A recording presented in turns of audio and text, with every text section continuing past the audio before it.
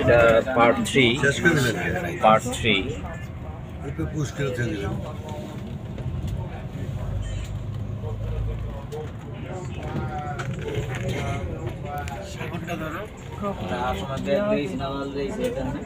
খালি জায়গাটা টাক নিয়ে ওই নদীর নদীর ইয়াতে কোনো বাগানে নেই।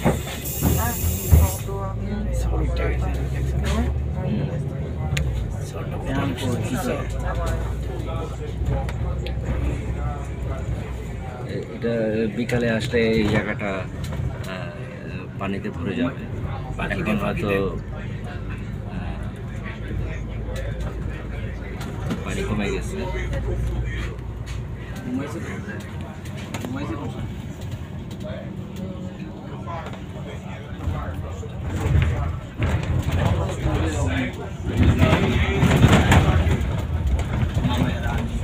আমি এটা এখানে এসেছিলাম, কিন্তু এটা ছিল রাতের ছবি, খুব রাতে।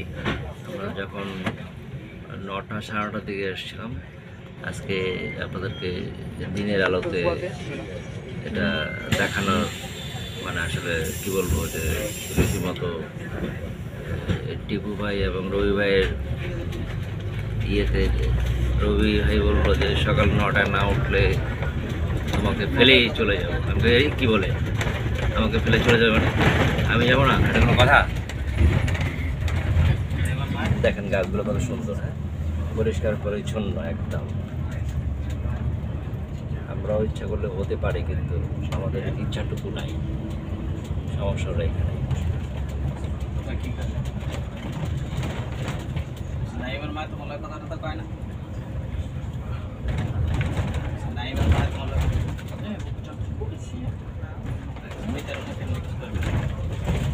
একদম সাগরের, আটলান্টিক মহাসাগরের আমরা চলে আসছি। এখানের ওয়েদারটা বোধহয় একটু কুয়াশা কুয়াশা, সাগর পাড়ে তো। খাওয়ানোর ব্যাপারে কেমনি কি করবি না করবি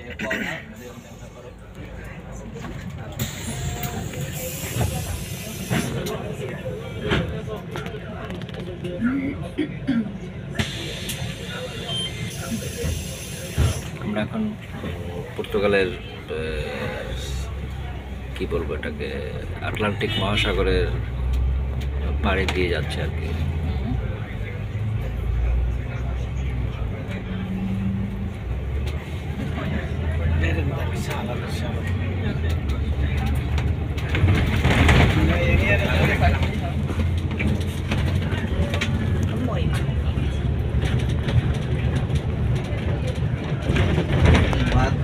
এক মেলা আসলে রাত্রে খাইনি, সকালে খাই।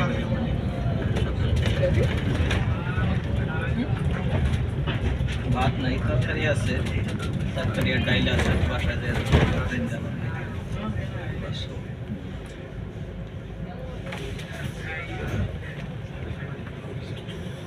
আমি ভাত পান তো 3-4 বেলা খাই।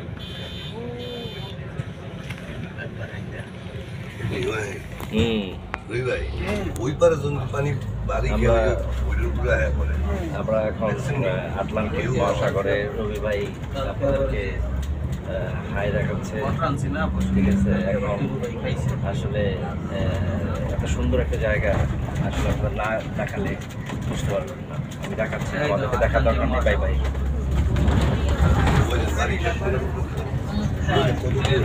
সাগর রুই পারি আমি।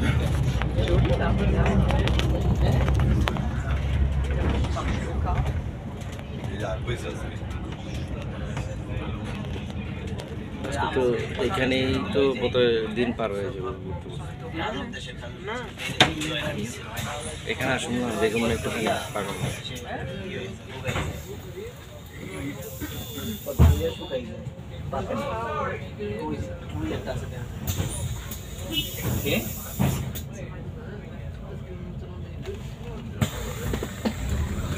মেলা বসেছে, আমরা মেলাতে আসবো।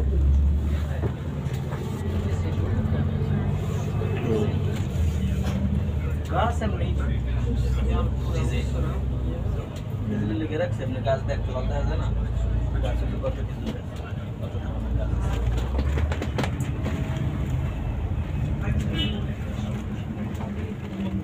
হ্যাঁ গাছ আছে, ইউরোপে গাছ গাছালি আছে, গাছ গাছালিতে নাই কিছু না, ওই যে জানা যে সামনে দিয়ে আছে দেখো